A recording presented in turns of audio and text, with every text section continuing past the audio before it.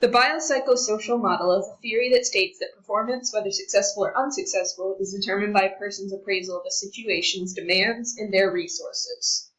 They either reevaluate it as a challenge with the means to overcome, or they evaluate it as a threat that needs to be avoided. We created a situation displaying the initial response to stress and two reactions to the stress, one ending well and the other not so much.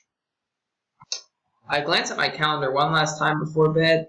Fear and stress take over when I see that I have an exam tomorrow morning and I haven't studied at all. My amygdala sends signals to my sympathetic nervous system, and epinephrine and norepinephrine course through my body to deal with the stress. As my heart races, my prefrontal cortex is activated to evaluate the stressor and my body's initial reaction to determine my emotional and behavioral response.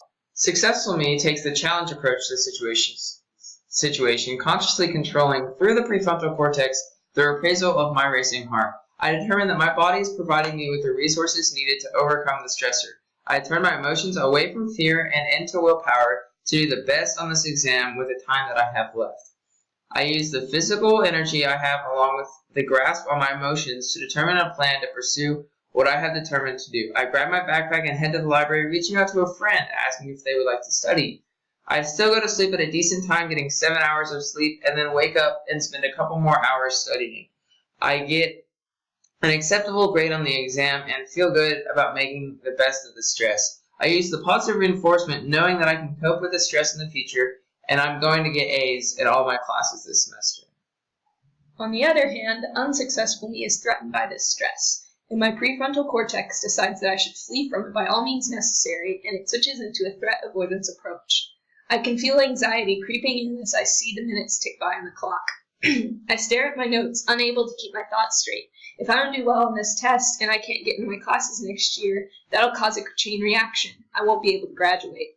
I resolve to sleep and accept that I'm going to fail, but I can't because my heart is pounding with fear for my future. I try again to study, but I just stare at the giant stack of notes and know that I can't review all of this, even if I had enough time. I give up and decide to watch Netflix instead, and send an email to my professor saying that my family member had died. She gives me an extra day, and after spending the whole day studying, I ace the exam, proud that my strategy had worked. I changed nothing about my habits because of how well this turned out. I continue to ignore my calendar of deadlines and upcoming exams, and each time one happens, I'm surprised and stressed. But instead of facing my stress, I continue to run from it.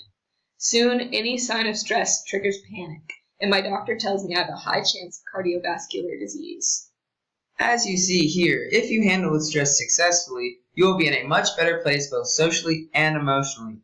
Whereas, if you handle the stress unsuccessfully, you will be in a much worse place socially and emotionally because you will have too much stress for your body to handle.